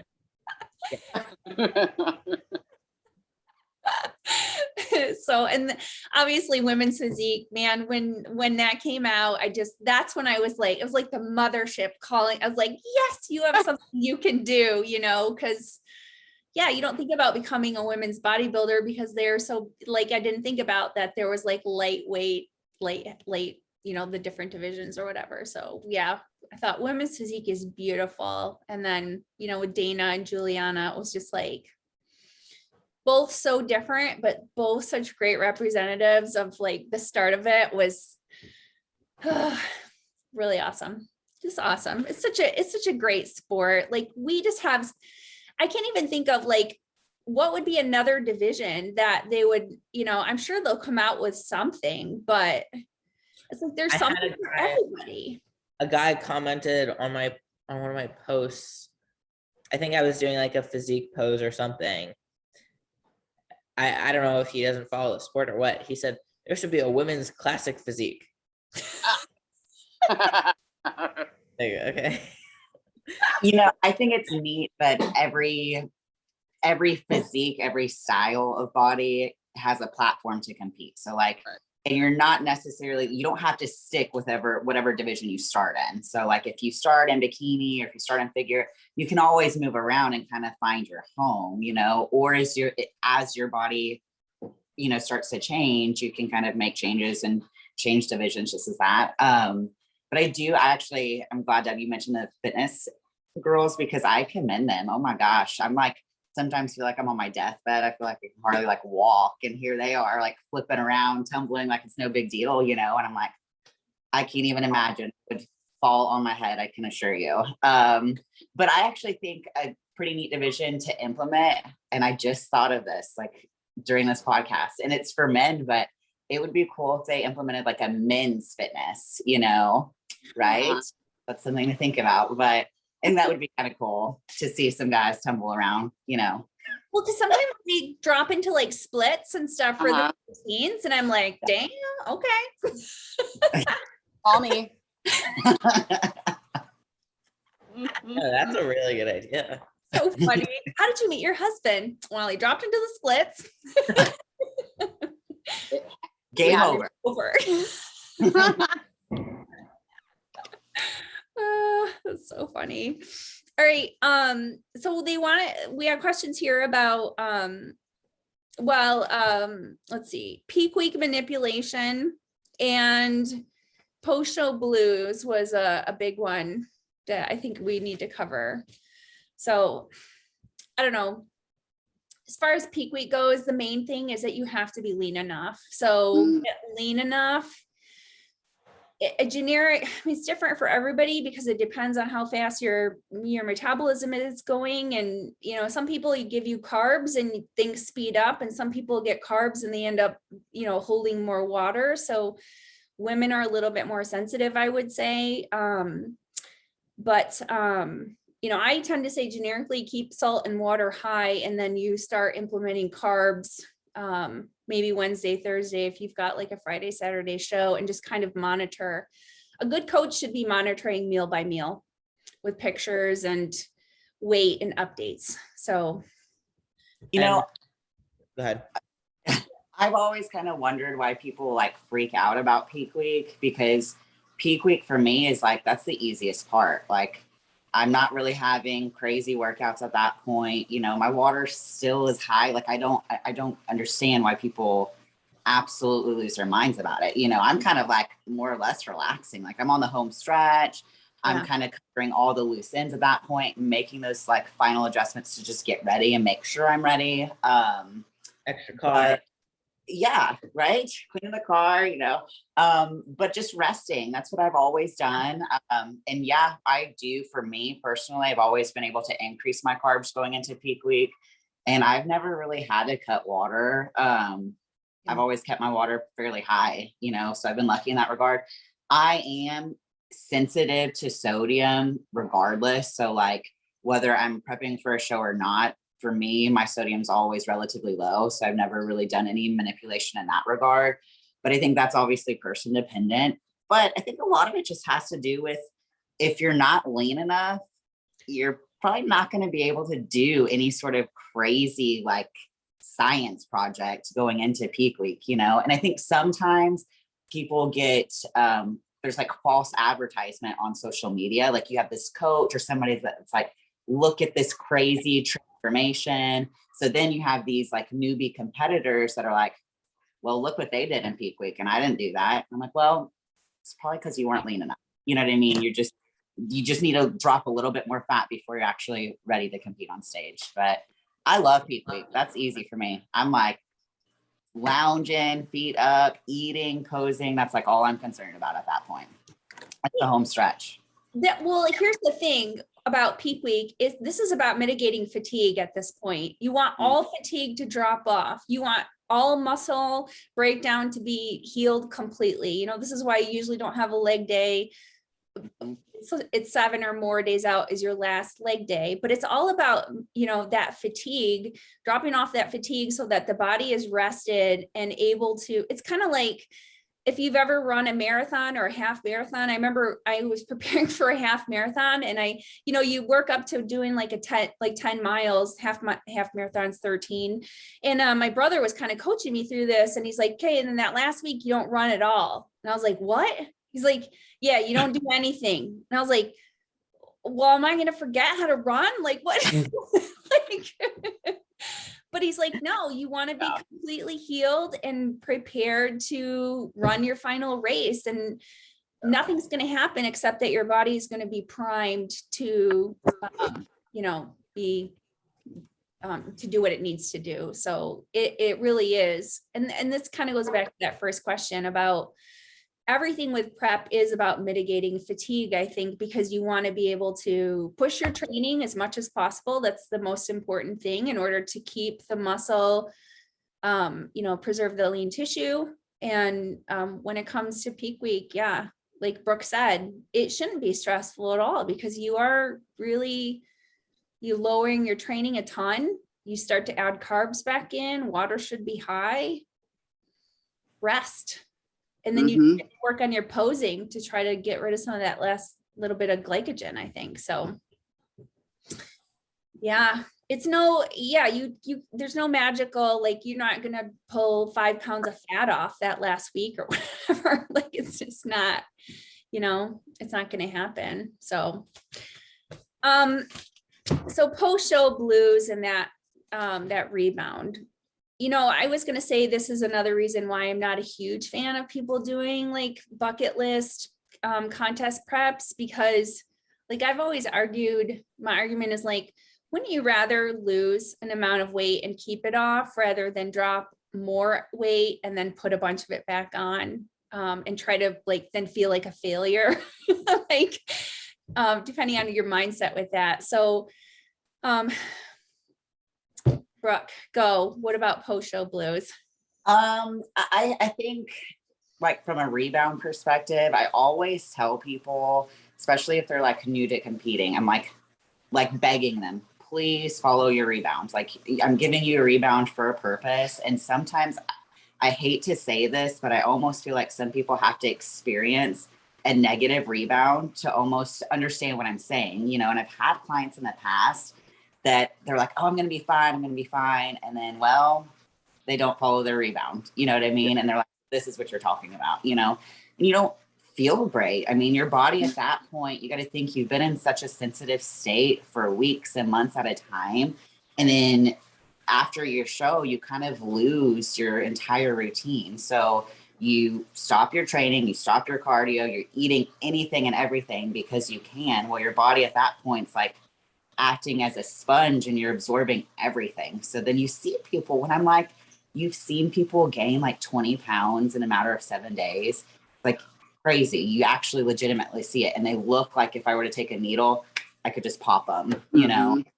And I just tell people, like, you work so hard to look a particular way, don't ruin it, you know? So like, I'm not saying don't enjoy yourself post-show, have some foods, but you can't just go from one extreme to the other. You have to find that balance, have a coach that's going to give you that plan, follow that plan. They're giving you that plan for a reason because they understand. I'm sure some people have rebounded a little rough. I've rebounded pretty bad at one point and I was pretty miserable. But give yourself like a goal. So sometimes I will tell people like, plan a photo shoot or something like a week after, like that way you don't have to be like shredded contest lean, but you can still stay within reason and you still have a goal to kind of help keep yourself accountable and, you know, still look good. But I think, to be honest, and we all experience those post-show blues because you're looking amazing. And each day you wake up and you're like, oh, what do I look like today? And then when you come off of a show, you start to kind of, you're a little softer, you're holding a little bit more fat. And so like each day you wake up, you're like, oh, this isn't as fun. You know what I mean? But it's okay. It serves a purpose. Just make sure that you're implementing your calories back into the mix slowly. Hold yourself accountable, right? So like, don't allow food to control you. Just because you can eat doesn't mean you should be eating anything and everything. And that's what people most of the time do. They're like, oh, I don't have to do my fasted cardio today, but I'm going to eat cookies for breakfast. And it's just a slippery slope down there. So hold yourself accountable. Don't allow yourself to do that. And you get people, and you can kind of tell too, like, because you'll get people that are like, oh, I'm planning to do this and eat this. And I'm like, Jesus, do you realize what's going to happen? And Brooke, like, that's such a, you're so right. Like you almost want them to experience the shit end of it, because you're like, maybe if you do, you really will try to not do it. I mean, I've done it where I ate like a thing of ice cream that I thought I was going to have to go to the hospital and get my stomach pumped. I was like, what? It was awful, but it takes practice too. And I think it, you know, it takes a good support system to stay on that, you know, post-show rebound, or, you know, avoid the negative rebound and like actually follow a plan post-show. But yeah, like the people who are like planning to go to hit all these restaurants and stuff, I'm like, oh shit, we in trouble with that one, because you know they're gonna do it and you know they're gonna be miserable. And like if all you're thinking about is like, what food am I gonna eat, which I'm guilty of too, then like literally you're gonna have some, you gotta refocus and try to like plan other things that are gonna be more positive for you.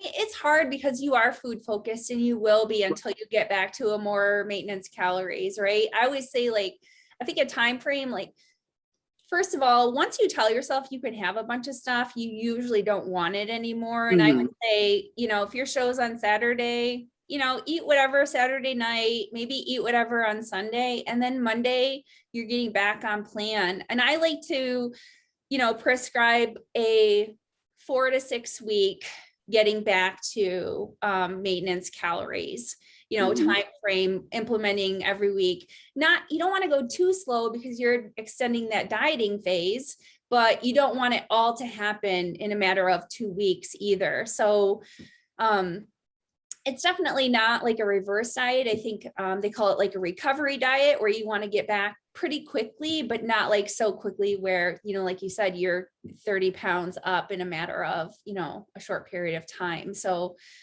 it's definitely individual, and that food focus can last for weeks. So, but you have to push through it and just remember that, you know, here's the other thing I was going to say about like these post-show blues. Another thing is, I think it's with anything, when something's done, it's sad that it's over. You know, even if you did something and the outcome was great, it's like you had this great euphoric feeling and now it's done. I mean, I had this is so dumb, but I remember thinking this after I watched all the seasons of Dexter, and I was like, I don't know what to do with my life now. It's over. Like I was enjoying this every day I was watching.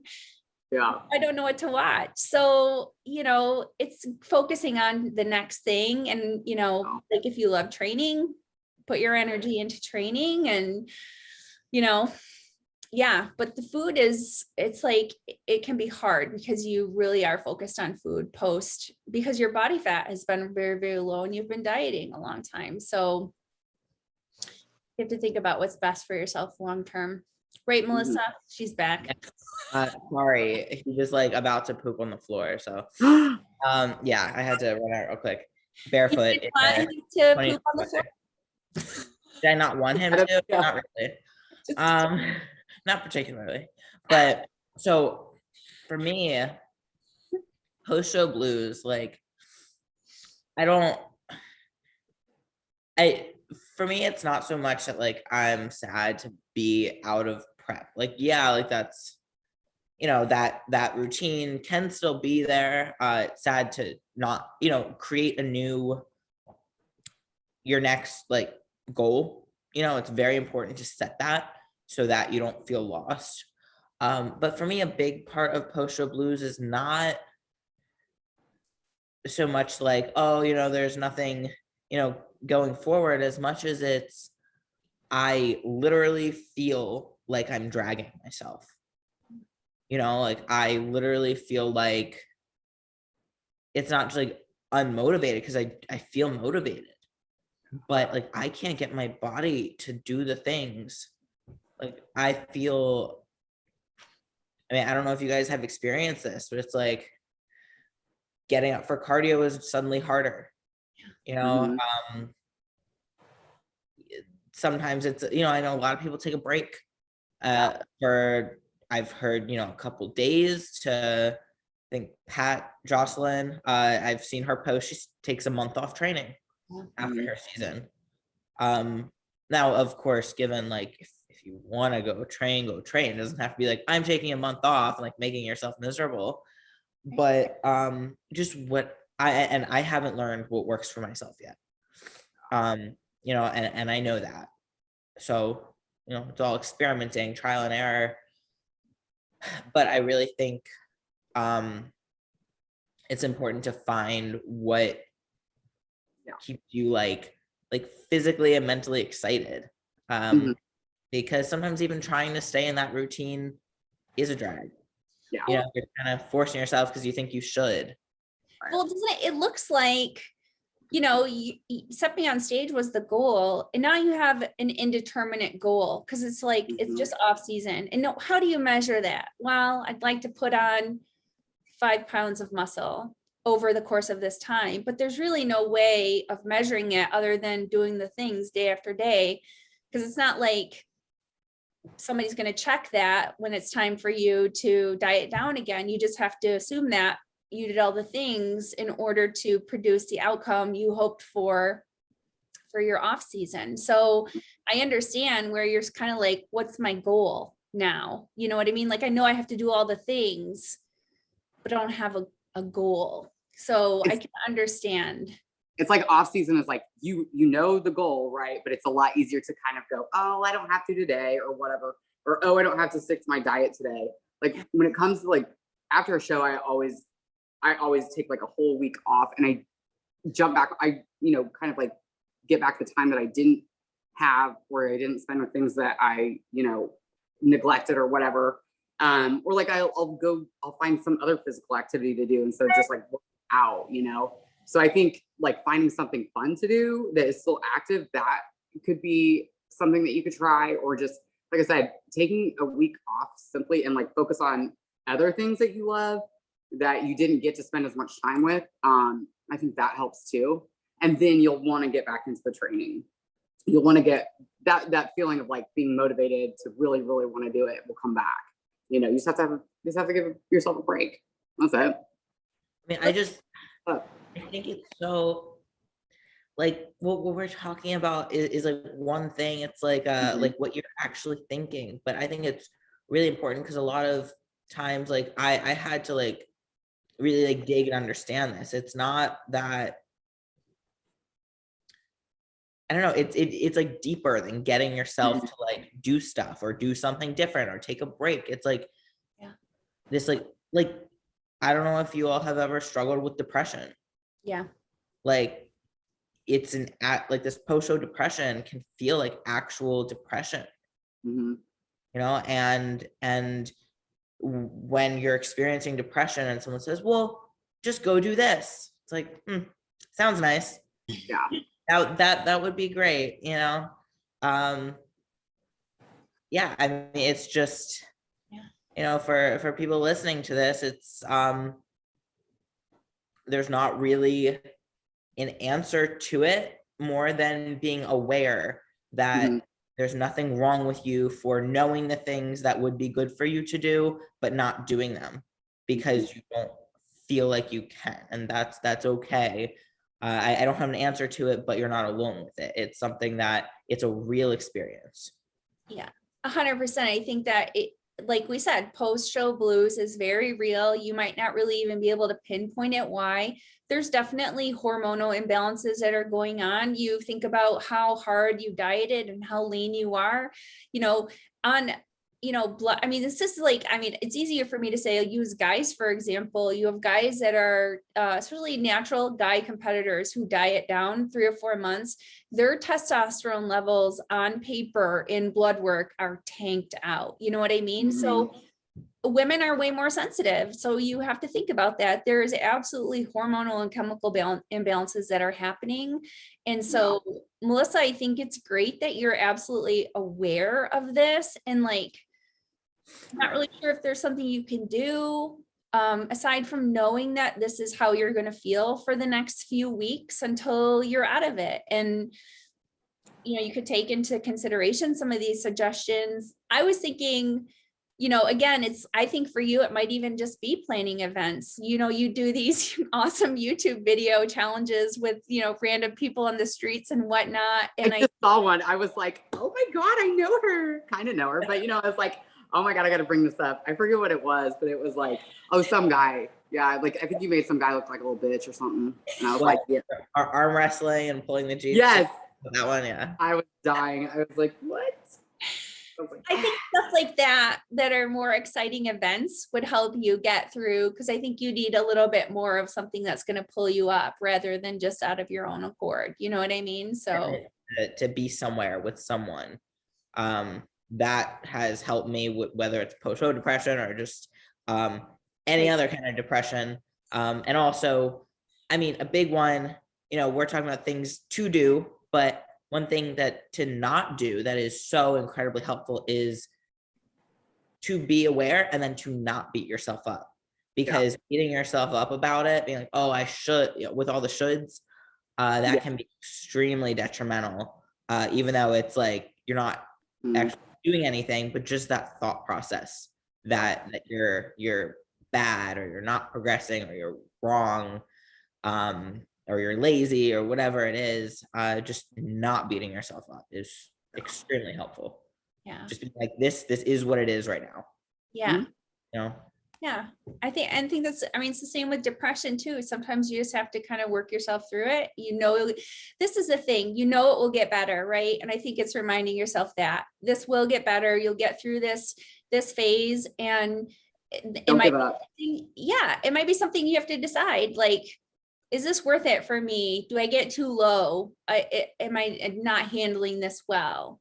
Maybe it's not a good idea for me to, you know, do this or whatever. So, okay. So the last one, I think this will be kind of a fun one to end on is, so somebody asked about like things you didn't know about show day. So like, what are your tips for show day as far as like, I mean, tanning? I think about how good, like people who've never done tanning before probably are mortified, but like tanning, shaving for tanning, or like, did you guys shave or wax? What about hair and makeup? Like, what are some of your best tips for people who've never stepped on stage and what to expect on show day? I think we also telling stories. Yeah. That seems to be the most common one is, you know, you have clients and they're like, oh my gosh, that tanning was such an experience. I'm like, yeah, it is, you know, but when it comes to like shaving and waxing, I always recommend doing what you're used to doing. So if you're used to waxing, by all means, continue that routine, but don't implement it. If you've never waxed before, don't wax. But I shave and then I just exfoliate like 10 days prior and I'm good to go. But I don't wax personally, but like I said, don't implement something new if you've never done it before. Now is not the time to do that. Nope. Yeah. I've nared before. I've done everything. But nair had to be the worst experience. I've you know, you got to be careful because some areas are more sensitive than others. I've burnt the insides of my nose, and then you get the tan like scabs right here, and it's painful too. It doesn't just look stupid, but it hurts. So probably don't nair. And I've done all the combinations of stuff, but I think it was my first figure show. Like I'd done 2 bikini shows, and then a little while later I did a figure show. For this figure show, I didn't do the sponsored tanning. I didn't schedule hair and makeup. I did my own makeup, which was not stage makeup. I just straightened my hair, and then I went to some tanning place. And I was like, just give me your darkest tan. It was not dark enough. Just do, you know, the federation has you covered. You know, even like do those things. Like go with the, if you don't know people yet, you know, like a makeup artist or something like that, go with the sponsors at the event. They'll take care of you. If there's an issue, you don't have to worry about, you know, oh, but my makeup person left or my tanning person left. They'll touch you up and take care of you there. Yeah. Don't skimp on those things, because I've done that before. I've like tried to like save money or something. And then I'm like, oh dear God, what was I thinking? Like those are the things like that go a long way, and you're going to be so happy with, because you'll see pictures and you're like, oh, you know, I look so great, no matter how well you place or don't place. Like those are the things that really matter. But like what I would also suggest is don't like don't do any like yard work before a show, maybe, because you could end up with like poison ivy or some weird rash shit or on your stomach. And just say this happened. Yeah, I was in between like Chicago Pro and the Boca Raton show, and I was like, gotta clip my rose bushes, and I don't know what happened, but I was like clipping them, and then like the next day I'm getting on a plane, and I wake up with like a rash on my stomach. I'm like, this is gonna look good on stage, and they had to, you know, tan over it, but it was just, oh, it's so bad. But it was okay. I ended up winning anyway. When you first said that, I was like, I thought that was like innuendo for something. Like you're like, oh no, oh I know, I'm good at those too. Though. Oh, like, and also, like be prepared to smell like absolute shit, because you know, tanning plus farting, all that backstage is just like you know, oh, it's so bad. Yeah, no deodorant. You don't put on deodorant. Oh yeah, no deodorant. Green. Yep. That's a valid point. I think a lot of times people they don't get it. Like, you're not able to put on any lotion. You're not like spraying perfume on you. You can't wear deodorant. So I think I oftentimes like forget about that to like reiterate to people, because you just get to the point where you're used to it because everybody else backstage is literally feeling the exact way you are. But I always tell people to bring like baby wipes, like blot yourself. But you know, that shower post show is like the best shower of your entire life. Like caked on makeup, your hair's wild, you know, oil and tan, like your suit. You know, I use my trick, and I always get yelled at by like, you know, the pro tan girls. They're always like, you use this Elmer's glue. And I do. I use like Elmer's adhesive spray glue because it keeps like straps up high, you know? So whenever I pull that off, it's like painful ripping it off my skin, you know, but the best shower of your entire life post show. The best feeling. Like, finally.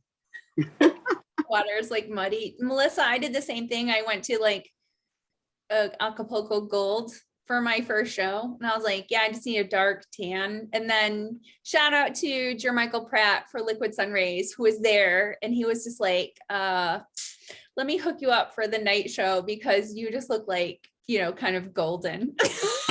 like, oh, I'm supposed to look like legit African American color. Yeah. You know, I'll always tell competitors, don't cut corners, you know, and I understand that eating is expensive. I mean, just from like your entry fees, your NPC card, all of those things, it does add up. And then obviously tan, hair, and makeup. I will never recommend anybody doing their own hair and makeup unless they're familiar with that. You know what I mean? Like, if you were familiar with stage hair, stage makeup, by all means, yes. But you're already going to be stressed out on competition day. Put all of those factors in somebody else's hands. Let them deal with it. Just like Melissa said, if there's some sort of issue with your tan, there's going to be people there that will be able to fix it for you. Same thing applies with your hair and makeup. They can touch you up. Don't cut corners. Same thing goes with a suit. You know, I understand that suits can be expensive. Find yourself a suit designer that you might not be able to afford to have it completely stoned at that given time. That's okay. Find a suit designer that's going to make a cut for you that is going to be beneficial for your physique, right? You don't want to go on stage. I've had bad experiences in the past with a suit, and I was trying to cut corners. You know what I mean? I was trying to get something that was a little bit more inexpensive, and I'll tell you, I'll never, ever do that again because I didn't feel comfortable on stage, you know?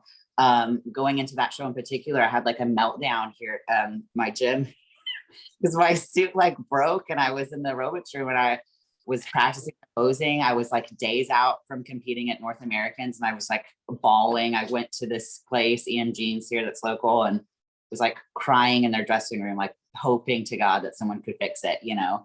And I just learned my lesson. It's just like, you put so much time and effort and investing in your physique.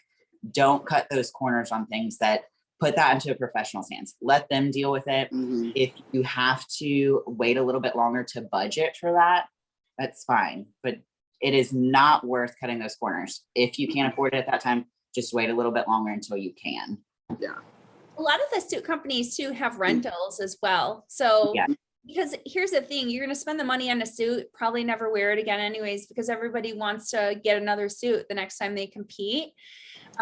So, you know, I think, you know, around $350 you can rent from any of the, you know, Angels, Team Marie, any of those people. So, and like you said, Brooke, it might not be exact, but for a first time, you know, you gotta at least know if it's something you want to get into before you, I think, you know, invest. But a lot of those do make the custom like posing suits unstoned really pretty inexpensively. So yeah, there's different options. I wanted to talk about peeing. People don't know about peeing. Topic. I have things for this. I've never invested in the pee cup personally. I've seen people do it, and I've had clients that do it, and they end up messing up their tan more so. So like, I just like hover and just pee very slowly. I've like done a cup like from the hotel, and I just poke a hole in the bottom, and then you can pee into the cup, and then it dribbles down into the toilet and throw it away. I don't know, the first time I got liquid sun rays, I think it was liquid, I don't know, whoever was sponsoring the show that I did, I still have this. They were handing out, this woman said, "Do you have a chick dick?" And I was like, what? And she had this purple, like it's like a funnel. It's like this shape, and then it has like a funnel coming down. And you just, it's a chick dick. And you can use it anywhere, the toilet, the grass, like whatever Were you you need. the only one who got one? I feel like that was like, I feel like I'd be hazed if somebody gave me one of those. This was like 2014. So, Oh, okay. and I've asked like at every show I've been to since, I'm like, "Are you guys giving out chick dicks?" And they're always like, "What?" I'm like, "I guess Oh I'll my have to punch a hole in a cup, like whatever." Yeah. But yeah. So that's if I'm sure Amazon has them, I haven't looked, but be careful if you do. That's a rabbit hole right there. Yeah, I mean, yeah, but definitely pee into something with walls. And then you got to hurry up and go get touched up afterwards anyways, because something will splash. It always, Mhm. and I've done that. And then I turned around and flushed the toilet and then got splashed by the toilet water splash. It's like, you can't, it's really awkward though, when you see people on stage with the toilet splashes on the back of their, it's like, aw, you had Aw. to pee. That's hard. Aw. Oh, all right, ladies, this was really awesome. I'm sure it's going to be super helpful. Anybody have any last words? No. No. Enjoy it. Yeah. Yeah. Brooke, I think Exactly. that's always been your message, is just kind of enjoy the journey. That was like your whole thing too about this past year. And I think having your time off, it's like, Yeah. it really gives you an opportunity to think about, do what you love, enjoy it. Yeah. All right. Hey, those reviews, we need them. Well, we don't need them, but we would love them. So go to Apple, hit the 5-star, leave a written review, tell us what you'd like to hear, whatever, we want it. So, all right, you can find us all on Instagram. You guys know the drill at this point. Not yet. Well, Kira will be, I I'll mean, be back. we should have come up with Kira's Instagram, her new Instagram name. I'll take suggestions. Anything goes. Anything goes, guys. Anything. So when I post this, I'm going to post up for questions next time. So if you have anything, we'll just, anything goes questions. So, all right, guys, have a great day. Remember that healthy looks different on everybody.